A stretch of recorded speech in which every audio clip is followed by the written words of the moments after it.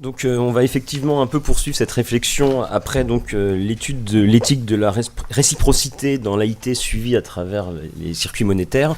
On va explorer l'éthique de la réciprocité aussi d'une certaine manière dans l'AIT en suivant un groupe très singulier dans son identité sociale, dans son fonctionnement, dans son organisation, qui est celui des cigariers au niveau transnational à l'époque de l'AIT.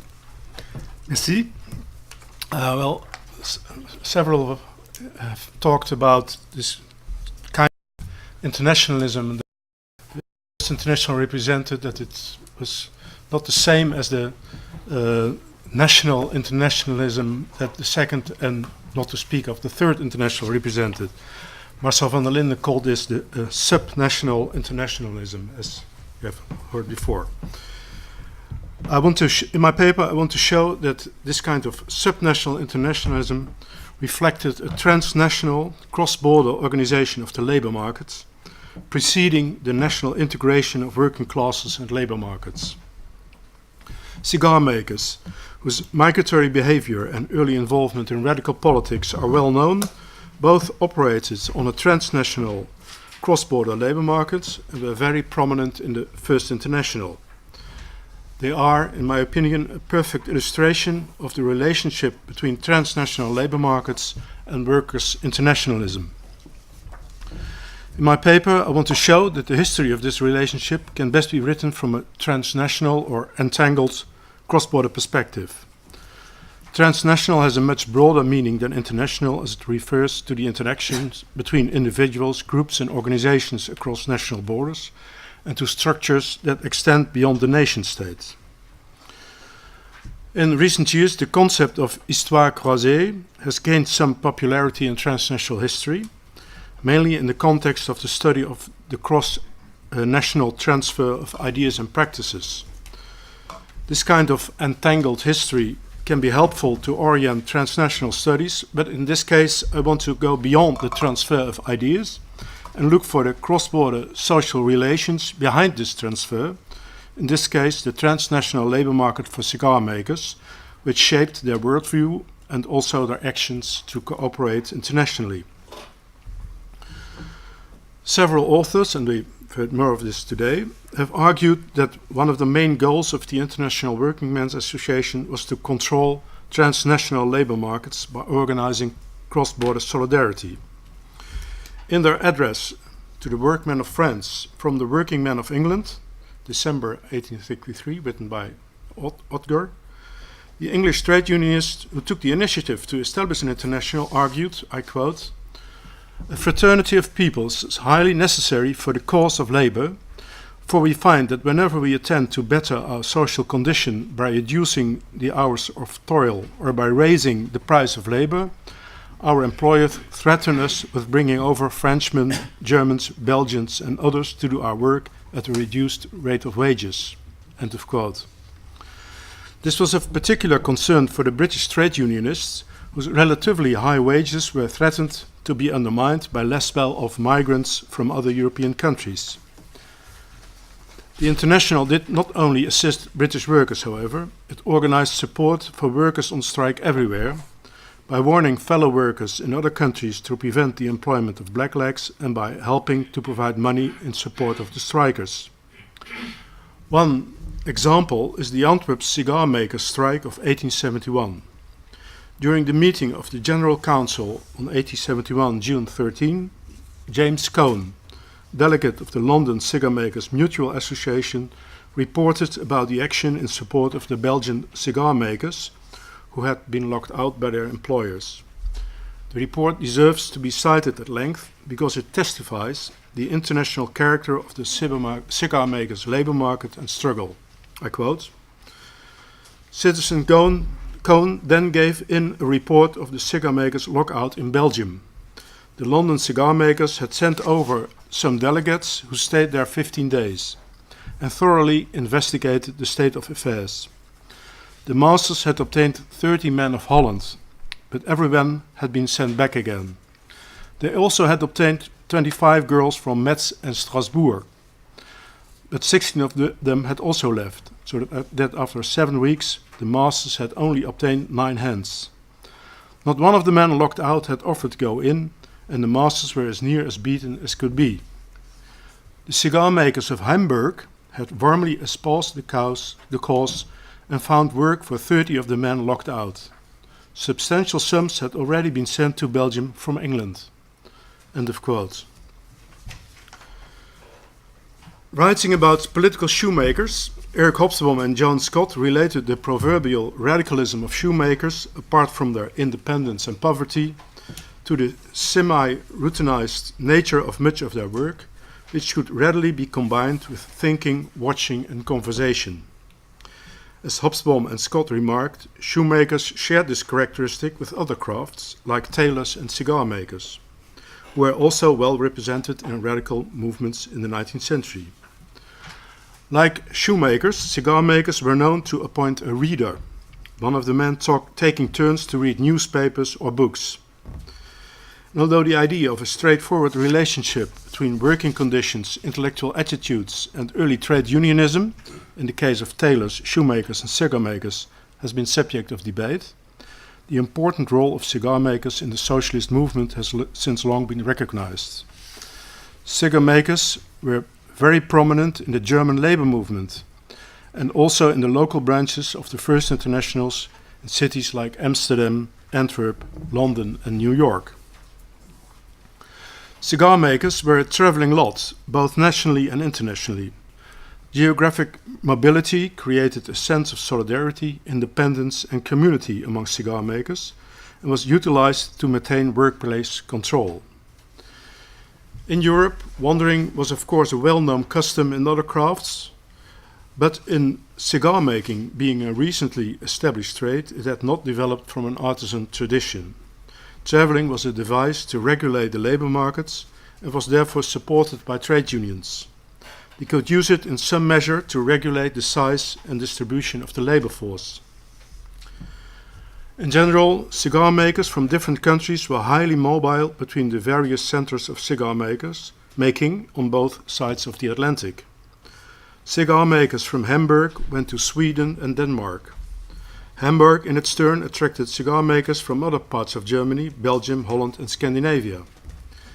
In Holland, their mobility was noted as well, especially among the many Jewish cigar makers in Amsterdam. It was very common to work in London for a longer or shorter period. Many of them lived half-time in London, half-time in Amsterdam.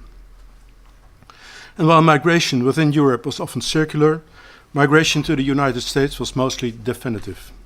From the 1860s onwards, German cigar makers extended their travels and made the trip across the Atlantic in large numbers, where for a while they became the most important ethnic group in booming cigar making, especially in New York. In the 1860s, many Jewish cigar makers of Dutch descent had also moved to New York. Between 1860 and 1870, their proportion among employed Dutch Jews there had risen from 7 to 25%. One very interesting, telling example is the Samuel Gompers, in this case, later to be known as the most well-known trade union leader of the American Federation of Labor, a business unionist, whose family originated from Amsterdam as cigar makers, moved to London. There young Samuel was born and trained in the cigar maker's trade, and then in 1863 moved to New York, where Samuel became involved in the first section of the First International in New York. So this is an example of how these migratory movements evolved. Cigar making had originated in Cuba and in the 18th century had moved to Europe, at first to port cities, as an offspring of the overseas trade in tobacco.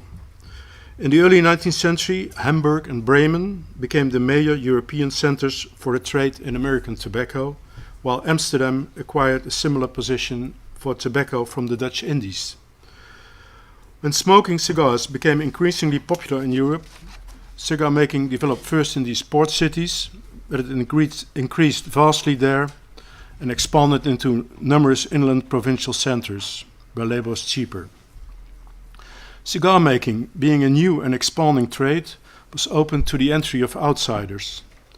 As there were no formal or informal rules of exclusion, it was easy to access by workers who had trouble entering older, more regulated crafts. For that reason, in cities with a large Jewish population, especially Hamburg and Amsterdam, cigar making provided opportunities for poor Jews, who entered the trade there on a relatively large scale. Cigar making was no Jewish monopoly, however. The growing demand for labor and the lack of formal and informal barriers attracted a heterogeneous workforce. In London, the situation was somewhat different. According to Henry Mayhew in his London Labour and the London Poor, first published in 1949, Jews acquired a monopoly in cigar manufacturing there because it emerged from Jewish street vending.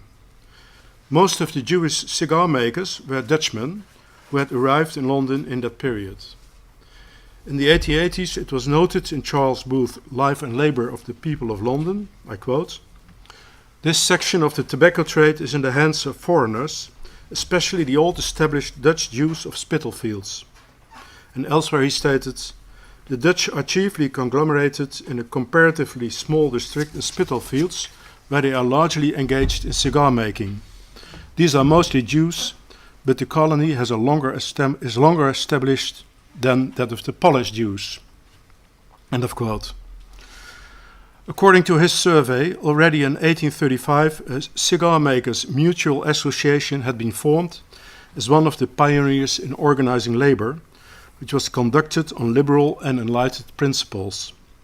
The report notes that frequent communications take place between this union and the workers both on the continent and America, and in its attempt to introduce an international element, its position among other English societies appears to be almost unique. We encounter first signs of these international connections during strikes in London in 1849 and 1857, this time from Germany. Employers tried to find strike breakers in German cities, but in both cases this was prevented by German cigar makers unions who'd been informed by their London co-workers. Like the British, the German cigar makers were early organizers too. A nationwide conference of cigar makers in 1848 formed an Association der Tabakarbeiter, and in 1865 a National Tobacco Workers Union was formed with members in some 120 towns in Germany. After 1868, this Zigarrenarbeiterverein became involved in several strikes. A strike launched in 1869 in Leipzig for a wage increase involved some 900 people. Financial help was collected in German towns, and in 1869 the president of the Cigar Makers Union, Fritzsche, appealed to Karl Marx as the representative of Germany in the General Council to help providing a loan in support of the strikers. Donations were also provided by the New York Cigar Makers Union and a recently established Antwerp cigar-makers Verbond. The Leipzig strike was part of a strike wage which swept through Germany in these years, also among cigar makers. But it was not restricted to Germany. It was a European phenomenon. Outside Germany, there were important cigar makers strikes in Belgium in 1871 and in Holland in 1873. From 1868, London cigar makers had been complaining about Belgians coming over. Some members of the London Cigar Makers Mutual Association proposed even to leave the International because it proved unable to counteract this tendency.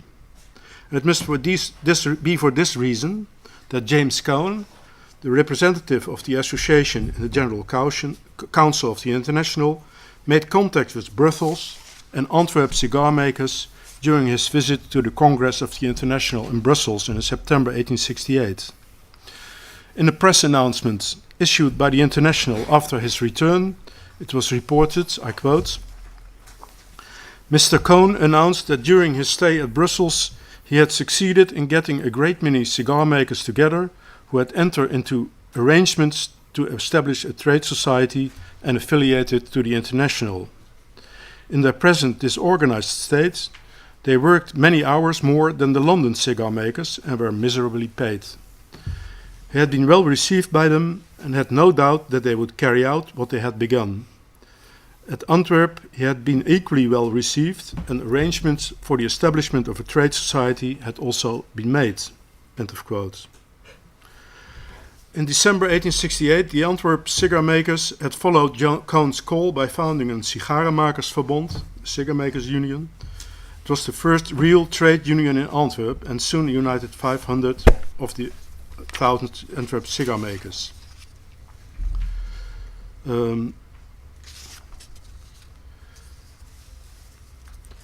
From Antwerp, there were also organized congresses, and they also established unions in Holland. So in the same time, a Holland cigar makers union was established together with the Belgian unions.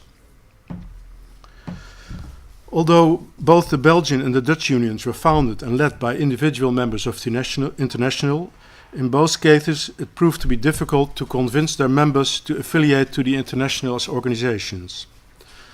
James Cohn, although member of the General Council as the president and the representative of the London Cigar Makers Associations, therefore preferred to establish an international cooperation of cigar makers unions outside the International.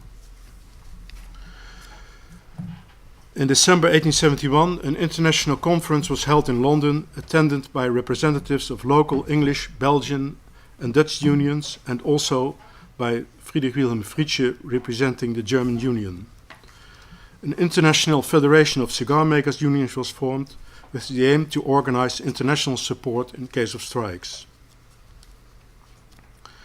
And a second international conference was held 1 year later in 1871 in Amsterdam. A formal effect of this international meeting was that the Dutch Union from now on called itself the Dutch branch of the International Cigar Makers and Tobacco Workers Union, a material effect that it found out that the Dutch cigar makers were the lowest paid in Europe. In April 1873, a strike for a wage increase broke out in several Dutch cities. The prolonged strike and later lockout made a huge impression both nationally and internationally. This help was found, especially in London. An enormous sum of 33,000 Dutch guilders was collected in London and brought to the Amsterdam strikers. The strike lasted until the fall of 1873 and was officially called off in January 1874. The lost strike meant the end of the activities of the International Cigar Makers Union and also of the Dutch sections of the International Working Men's Association. I come to my conclusion. I want to come back to the small episode in 1868 described above, when members of the London Cigar Makers Association started to question its affiliation to the International, because in their view the International was incapable of preventing Belgian cigar makers to come to London and threatening to undermine wage standards. It makes clear that in the eyes of those members, and undoubtedly also of the majority who then still preferred to stay in, the International was, or should be, an instrument of labour market control. The International was useful for them because it could help to prevent the arrival of or importation of foreign, in this case Belgian workers, and to support the establishment and activities of trade unions elsewhere to defend or improve wages and working conditions, so there would be less reason to come to Britain.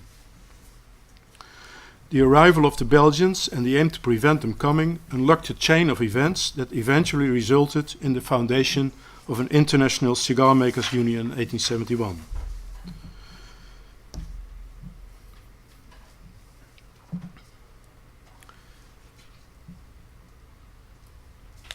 The cigar makers started to set their cards on the International Union to regulate the cross-border labour market instead of the International.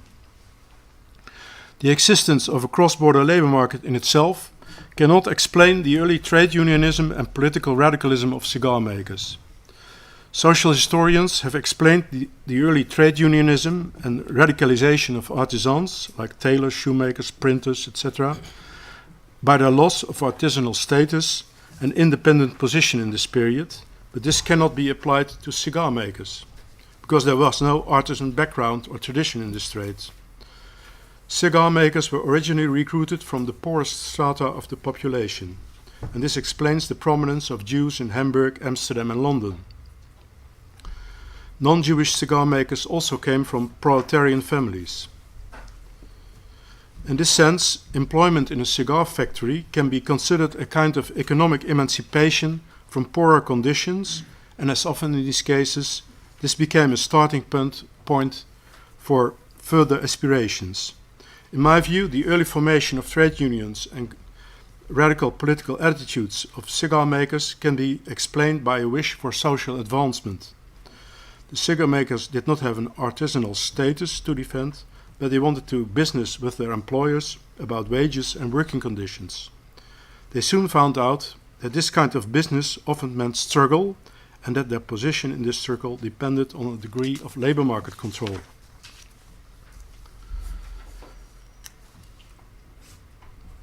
The international cooperation of cigar makers was primarily motivated by the urgent need and rather mundane wish of the cigar makers to regulate their cross-border labor market. Much more than in the 20th century, transnational labor markets had emerged quite naturally as a consequence of uneven local and national economic developments in Europe. The preeminence of London as an engine of economic growth attracted workers from all over Europe who, in the eyes of the Londoners, threatened to undermine wage standards and working conditions achieved by the London trade unions because of their strength and the favorable economic conditions in London. Their solution was to organize internationally, both to prevent strike breaking and wage cutting from workers from abroad, and to support union elsewhere to raise wage standards in their home countries. The transnational nature of labor markets did of course not disappear with the demise of the International in the 1870s. It therefore hardly comes as a surprise that in the 1880s new attempts were made to organize labor internationally, this time from the United States. Just as London, the United States continued to attract migrants on a massive scale, for the US labor movement, comparable problems arose to uphold wage standards in the face of growing competition by immigrants. As Stephen Parfit has shown in a recent article in the International Review of Social History, the US-based Knights of Labor, active in the 1880s, combined the wish to regulate immigration with international cooperation of trade unions. It is a scheme reminiscent of the trade union policies of the First International on a smaller European scale in an earlier stage. The ideology may have been different, the practice of internationalism had not fundamentally altered. Thank you.